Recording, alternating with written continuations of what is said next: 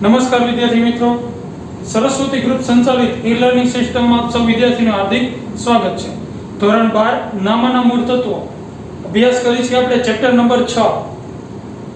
Last લેક્ચરમાં મિત્રો આપણે ટૂંકા દાખલા કર્યા કે જે મોટા દાખલા કરવા માટે છે ઉપયોગમાં આવશે, હવાલા તરીકે આવશે, જેમાં આપણે લાભનો ભાગ અને નવું પ્રમાણ શોધવાનું હશે જો દાખલામાં હવાલામાં કીધું હોય તો. નહીતર લાભનો પ્રમાણ તો લાભ તો શોધવો જ પડશે, કારણ કે પાઘડી છે જૂની પાઘડી, જે નવી પાઘડીનું મૂલ્યાંકન થાય એ પાઘડી જૂના ભાગીદાર જે નિવૃત્ત થાય છે કે મૃત્યુ પામે છે એને પાઘડીની રકમ જે આપવી પડે કોણ આપશે? તો કે લાભ લેનારા જૂના ભાગીદારો. એટલે લાભનું પ્રમાણ ફરજિયાત છે એ શોધવું પડશે, લાભ શોધવો પડશે. એ પ્રમાણમાં પાઘડીની વેચણી થશે અને ઈ પ્રમાણમાં છે એ પાઘડી આપશે. તો હવે છે આપણે આગળ વધીએ. સ્વાધ્યાયનો દાખલા નંબર 5 જે તમારી ચોપડીના પેજ નંબર 265 પર આપેલો છે. બધા ચોપડી સામે રાખશે અને કેલ્ક્યુલેટર સાથે રાખશે, જેથી કરીને સરળતાથી ગણતરી કરી શકાય. તો આગળ વધીએ.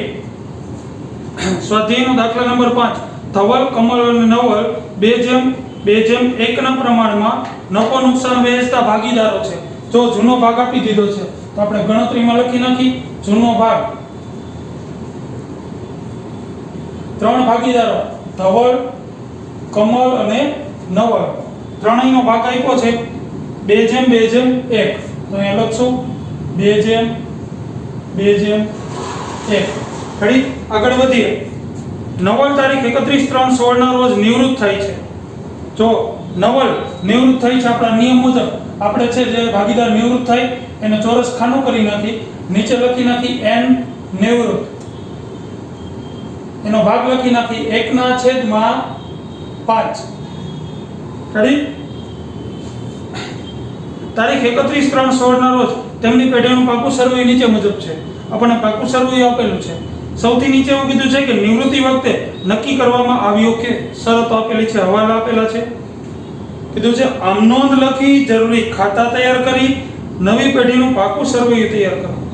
જો પેલા આમ નોંધ તો લખવાની છે બધી. જેમ આપણે ચોથા ચેપ્ટરમાં આમ નોંધ લખતા હતા એ મુજબ. ત્યાર પછી નવું પાકું સર્વે જરૂરી ખાતા, 4 ખાતાની જરૂર પડશે. પૂર્ણ મૂલ્યાંકન ખાતું, ભાગીદારોના મૂડી ખાતા, રોકડ કે બેંક ખાતું અને નવું પાકું સર્વે. 4 ખાતાની જરૂર પડશે. આપણે 4 ખાતા ડ્રો કરી નાખ્યા. હવે 1 by 1 છે હવાલા જોતો જાય. યંત્રોની કિંમત 25,000 અને સ્ટોકની કિંમત 5,000 આપવી. જો યંત્રો એવું કીધું છે 25,000, જૂનામાં જોવો જોઈએ યંત્રો કેટલા આપ્યા છે તો કે 20,000 ના.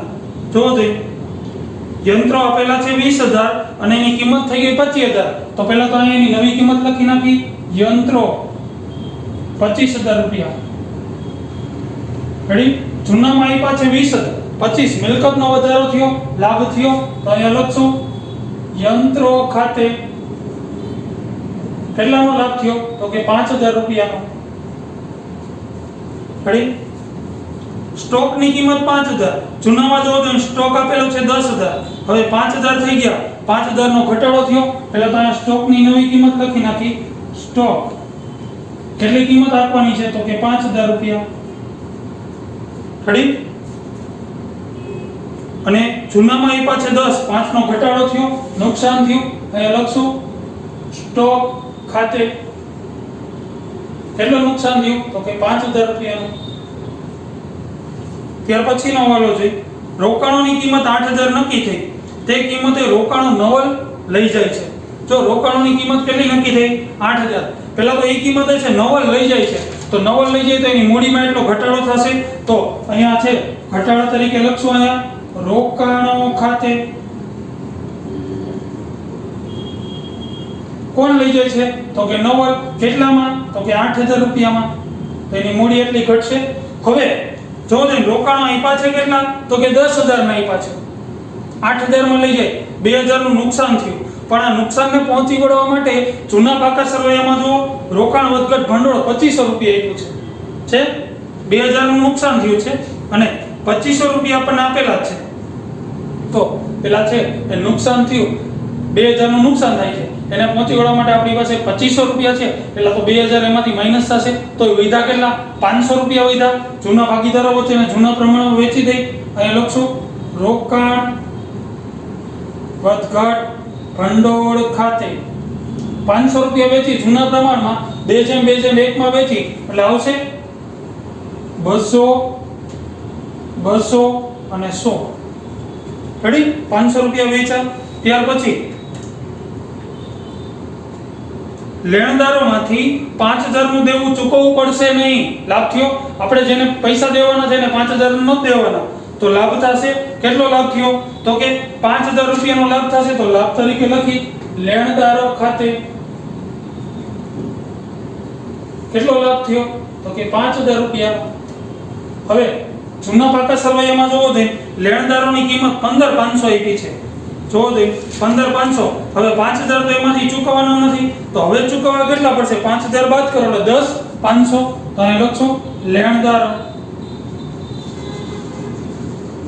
10500 રેડી ત્યાર પછીનો વાળો જોઈ કામદાર વળતર પેટે 2000 ના દાવાની જોગવાઈ કરી પહેલા તો દાવો આપણા માટે દેવું છે તો અહીં લખશું કામદાર વળતર દાવો કેટલો મંજૂર કર્યો તો કે 2000 રૂપિયા આ 2000 આપણું દેવું છે હવે આને પહોંચી વળવા માટે જૂના પાકા સરવૈયામાં જોવો છે કામદાર વળતર અનામત છે તો કે નથી આપી જો ક્યાં આપેલું છે કામદાર વળતર અનામત તો નથી આપી તો 2000 આપણું નુકસાન થશે તો નુકસાન તરીકે અહીં લખશું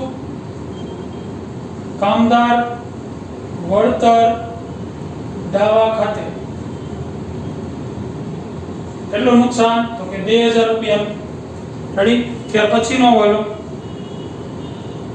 કાલખાત અનામત દેવાદારો પર 10% રાખવી દેવાદારો જોવો છે ને એ પાછે 30000 રેડી દેવાદારો એ પાછે 30000 તો પહેલા અહીંયા લખશું અંદરની સાઈડ લખશું દેવાદારો 30000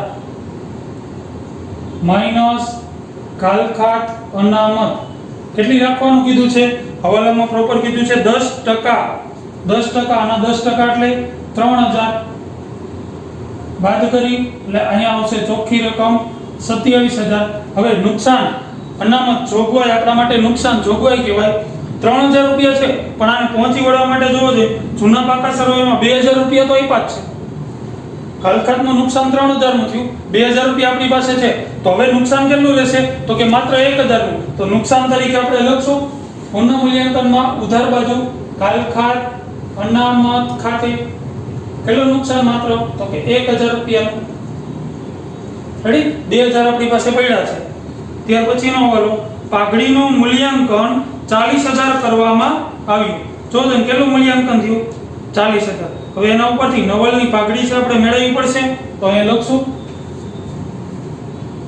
નવલની પાઘડી બરાબર કેટલું મૂલ્યાંકન થયું તો કે 40000 રૂપિયા નવલનો ભાગ કેટલો તો કે 1/5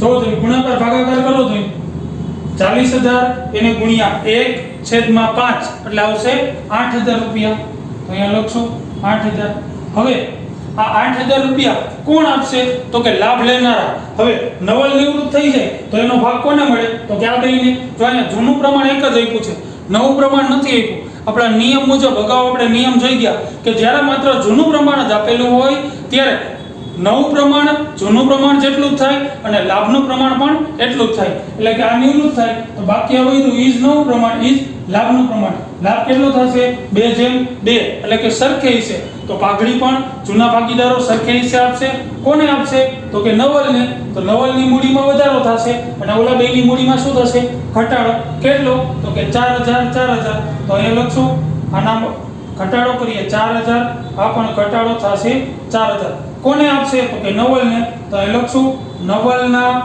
મૂડી ખાતે હવે નવલને કેટલા મળશે તો કે 4000 રૂપિયા મળશે 4000 એ 4000 એને કોણ આપશે તો કે ધવલ તો અહીં લખશું ધવલના મૂડી ખાતે અને બીજા 4000 કોણ આપશે તો કે કમલ તો અહીં લખશું કમલના મૂડી ખાતે કેટલા આપશે તો કે 4000 રૂપિયા રેડી જ્યારે માત્ર જૂનું પ્રમાણ જ આપેલું હોય તો જૂનું પ્રમાણ એ જ નવું પ્રમાણ એ જ લાભનું પ્રમાણ રેડી ત્યાર પછી હવાલા બધા કમ્પ્લીટ કરી નાખ્યા હવે જૂના પાકા સરવૈયામાં આવી જઈ જે બાબતો હવાલા નથી એની અસર આપીએ. પહેલા તો મૂડી આપેલી છે 30,000, 20,000 ને 10,000. તો એ લખશું બાકી આગળ લાવ્યા 30,000, 20,000 અને 10,000. રેડી? ત્યાર પછી સામાન્ય અનામત.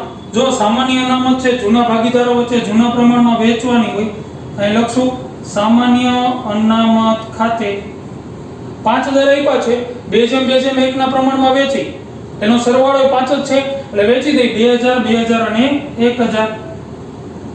2,000, 2,000 અને 1,000. રેડી? ત્યાર પછી જોઈએ રોકાણ વધઘટ ભંડોળ. જેમ જેનો હવાલો હતો નવલ લઈ ગયો હતો અને 2,000 નું નુકસાન થયું એમાંથી છે એ નુકસાન તરીકે જેટલા બાદ કર્યા હતા બાકીના આપણે અહીંયા વેચી દીધા. રેડી? કાલખાત અનામત જેનો હવાલો હતો જેની આપણે બાદબાકી કરીને લખી નાખ્યા. લેણદારોનો હવાલો હતો. ત્યાર પછી પાઘડી. આ છે જૂની પાઘડી. જૂની પાઘડી જૂના ભાગીદારો વચ્ચે અને જૂના પ્રમાણમાં માંડી વાળવાની હોય અને લખશું પાઘડી ખાતે. રેડી? 10,000 છે 2:1 ના પ્રમાણમાં વેચી એટલે એનો સરવાળો 5, 10 એટલે આવશે 4,000, 4,000 ને 2,000. તો એ લખશું 4,000, 4,000 અને 2,000. રેડી? ત્યાર પછી જોઈએ યંત્રો જેનો હવાલો હતો, રોકાણો જે નવલ લઈ ગયો હતો, દેવાદારોનો હવાલો હતો, સ્ટોક એનો હવાલો હતો, રોકડ બેંક તો રોકડ ખાતામાં લખીએ બાકી આગળ લાવ્યા. તો કેટલી છે 5,000 રૂપિયા. તો એ લખશું 5,000. રેડી? બધા જ હવાલાની અસર આપી દીધી, બધી બાકીઓની અસર આપી દીધી. હવે ટોટલ કરશું. રેડી? જો પહેલા કયું ખાતું બંધ થશે? પુનઃ મૂલ્યાંકન ખાતું. પહેલા પુનઃ મૂલ્યાંકન ખાતું બંધ કરી જો કઈ બાજુનો સરવાળો તો 5 ને 2 7 ને 1 8 આ બાજુ 10,000 અહીંયા લખશું 10,000. આ બાજુ દર્શાવશું 10,000. તફાવતની રકમ 5 ને 2 7 ને 1 8 તફાવતની રકમ આવશે 2,000. આને આપણે કહેશું નફો. જે જૂના ભાગીદારો વચ્ચે અને જૂના પ્રમાણમાં 2:1 ના પ્રમાણમાં વેચશું. ત્રણેય ભાગીદારો ધવલ, કમલ અને નવલ. રેડી? 2,000 ને છે એ વેચીએ 2,000 એને ગુણ્યા 2 2,000 ને છે વેચીએ 2:1 ના પ્રમાણમાં એટલે આવશે 800, 800 અને 400. અહીંયા ઉધાર તો અહીંયા જમા 800, 800 અને 400. રેડી? હવે છે એ ભાગીદારોના મૂડી ખાતા બંધ કરીએ. પણ પહેલા કેનું ખાતું બંધ કરવાનું? પહેલા જે ભાગીદાર નિવૃત્ત થતો હોય એની લેણી નીકળતી રકમ છે એ પહેલા મેળવવાની હોય. તો જોજે કોણ નિવૃત્ત થાય છે તો કે આપણે લખ્યું છે નવલ નિવૃત્ત થાય છે તો નવલનો ટોટલ પહેલા કરવાનો. જો ટોટલ કરીએ 10 ને 4 14, 14 ને 4 18, 18 ને 19, 19 500. તો આનો સરવાળો લખીએ અહીંયા 19 500. આ બાજુ દર્શાવીએ 19 500. રેડી? 19 500 માંથી 10,000 બાદ કરીએ. 19 500 છે એમાંથી 10,000 બાદ કરો એટલે તફાવતની રકમ મળશે 9,500. હવે જો આપણે નિયમ લખાયો હતો કે નિવૃત્ત ભાગીદારની લેણી નીકળતી રકમ છે એ રોકડમાં ચૂકવી દેવી. જો ધંધા પાસે રોકડ અવેલેબલ ન હોય તો એની રકમ છે પેઢીમાં લોન તરીકે રાખવી. રેડી? તો અહીં લખી નાખશું લોન ખાતે. લોન ખાતે. રેડી? અહીંયા છે દર્શાવી દઈ એમની લોન કેટલી તો કે 9,500. ક્લિયર? હવે બાકીના બેનું છે એ ખાતું ક્લોઝ કરશો. જો 20,000 પ્લસ 2,000 22,000 ને 1 23,000. તો અહીંયા લખશું 23,000. આ બાજુ દર્શાવીએ 23,000. એમાંથી બાદ કરી 23,000 માંથી 8,000 બાદ કરો એટલે તફાવતની રકમ મળશે 15,000. રેડી? એવી રીતના બાજુનો 30 ને 2 32, 32 ને 1 33,000. અહીંયા લખશું 33,000. 33,000 માંથી સેમ 8,000 બાદ કરીએ એટલે વધારે એ 10,000 વધારે એટલે 25,000. આને કહેશું બાકી આગળ લઈ ગયા. આ પ્રમાણે છે એ મૂડી ખાતું ક્લોઝ થયું. અહીંયા મૂડી દર્શાવી દઈએ બેયની. મૂડી ધવલ અને કમલ 25,000 અને 15,000. હવે રોકડ ખાતું બંધ કરી અહીં લખશું 5,000, અહીંયા 5,000, તફાવતની રકમ પણ 5,000. આને આપણે કહેશું બાકી આગળ લઈ ગયા. અહીં લખી નાખશું રોકડ ઓબ્લિક બેંક. કેટલા? ઓકે 5,000 રૂપિયા. રેડી? હવે આ બંને બાજુનો સરવાળો કરશો. જોવો જોઈએ. સરવાળો કરી 25 ને 25, 50 ને 2 52, 52 ને 10 62, 62,000. તો આ બાજુ 62,000 આવે તો આ બાજુ કેટલા આવવા જોઈએ? તો કે 62,000. તો એ કન્ફર્મ કરી લેવાનું. જો 25 ને 5 30, 30 ને 10 40, 40 ને 10 50, 50 ને 2 52, 52 ને 10 62. રેડી? તો આમ બંને બાજુનો સરવાળો છે એ છેલ્લે સરખો મળવો જોઈએ. જો સરખો મળે તો સમજી લેવાનું કે આપણો દાખલો સાચો. નહીતર છે એ ક્યાંક આપણે ભૂલ કરી છે. આપણા નિયમ મુજબ હવાલાની બે અસર, બાકીની જે બાકીઓ છે જેની વેચણી થઈ શકે એમ હોય, મૂડી દેવા બાજુ હોય તો અહીંયા વેચણી કરો, મિલકત લેણા બાજુ હોય તો અહીંયા વેચણી કરવાની. રેડી? અને બાકીની બાકીઓ વધે મૂડી દેવા હોય અને મૂડી દેવા, મિલકત લેણા હોય મિલકત લેણા. આ ખાતું બંધ કરીને અહીંયા લઈ આવો, આ ખાતું બંધ કરીને અહીંયા લઈ, આ ખાતું બંધ કરીને અહીંયા લખો, આ ખાતું બંધ કરી અહીંયા લખો. છેલ્લે બંને બાજુનો સરવાળો સરખો મળવો જોઈએ. રેડી? હવે તમારે છે એ ટૂંકા દાખલા લાસ્ટ કરેલા છે ત્યાંથી હેડિંગ આપવાનું રહેશે. સ્વાધ્યાયનો દાખલા નંબર 5 પેજ નંબર 264. ખાતા ડ્રો કરવાના છે અને આ દાખલો આખો લખવાનો છે, નીચે ગણતરી લખવાની છે. આ થઈ જાય પછી તમારે હોમવર્કમાં આમ નોંધ લખવાની રહેશે. આખા દાખલાની આમ નોંધ ફોર્મેટ મુજબ તારીખ, વિગત, ખાપા, ઉધાર રૂપિયા, જમા રૂપિયા. આ ડ્રો કરી અને કુલ સંયુક્ત આમ નોંધ કરશો એટલે 8 આમ નોંધ થશે. રેડી? કઈ? પહેલી આની આમ નોંધ કરવાની, આ 3ની. પુનઃ મૂલ્યાંકન ખાતે ઉધાર. જો પુનઃ મૂલ્યાંકન ખાતે ઉધાર છે, પુનઃ મૂલ્યાંકન ખાતે ઉધાર તે આ બધા ખાતે જમા. રેડી? પહેલી આમ નોંધ. બીજી આમ નોંધ પુનઃ મૂલ્યાંકન જમા છે તો યંત્રો ખાતે ઉધાર, લેણદારો ખાતે ઉધાર તે પુનઃ મૂલ્યાંકન ખાતે 10,000. રેડી? ત્રીજી આમ નોંધ આની થશે પુનઃ મૂલ્યાંકન ખાતે ઉધાર 2,000 તે ધવલના મૂડી ખાતે, તે કમલના મૂડી ખાતે, તે નવલના મૂડી ખાતે. રેડી? થઈ ગઈ? ત્યાર પછી 3 ચોથી રોકાણ વધઘટની થશે. રોકાણ વધઘટ ભંડોળ ખાતે ઉધાર તે ધવલના મૂડી ખાતે, તે કમલના મૂડી ખાતે, તે નવલના મૂડી ખાતે. રેડી? ત્યાર પછી પાઘડીની વેચણી કરી તેની આમ નોંધ કરવાની રહેશે. કેવી રીતના આમ નોંધ કરશો? તો કે ધવલના મૂડી ખાતે ઉધાર, કમલના મૂડી ખાતે ઉધાર તે નવલના મૂડી ખાતે 8,000. ક્લિયર? ત્યાર પછી સામાન્ય અનામતની આમ નોંધ કરવાની રહેશે. સામાન્ય અનામત ખાતે ઉધાર તે ધવલના મૂડી ખાતે 2,000, તે કમલના મૂડી ખાતે 2,000, તે નવલના મૂડી ખાતે 1,000. રેડી? બાબત જે સામાન્ય અનામતની વેચણી કરી તેના. ત્યાર પછીની આમ નોંધ પાઘડી માંડી વળી, જૂની પાઘડી. જો આની આમ નોંધ થશે ધવલના મૂડી ખાતે ઉધાર, કમલના મૂડી ખાતે ઉધાર, નવલના મૂડી ખાતે ઉધાર તે પાઘડી ખાતે. બાબત જે જૂની પાઘડી માંડી વાળી તેના. ત્યાર પછી લોન તરીકે રકમ લઈ ગયા તેની આમ નોંધ થશે. લોન શું કરશો? નવલના મૂડી ખાતે ઉધાર તે નવલની લોન ખાતે. રેડી? આ લોન તરીકે લઈ ગયા તો આમ કેટલી આમ નોંધ થશે? 1 2 3 4 5 6. ત્યાર પછી આ 7 અને લોનની 8. આમ સંયુક્ત આમ નોંધ કરશો એટલે 8 આમ નોંધ થશે. રેડી? આની આમ નોંધ પરિસ્થિતિ શું કરશો? નવલના મૂડી ખાતે ઉધાર તે નવલની લોન ખાતે. ક્લિયર? તો આ દાખલો લખાઈ જાય એટલે આમ નોંધનું ફોર્મેટ તૈયાર કરી બધી આમ નોંધ બાબત જે સહિત તમારે લખવાની રહેશે. ઓકે મિત્રો, થેન્ક યુ.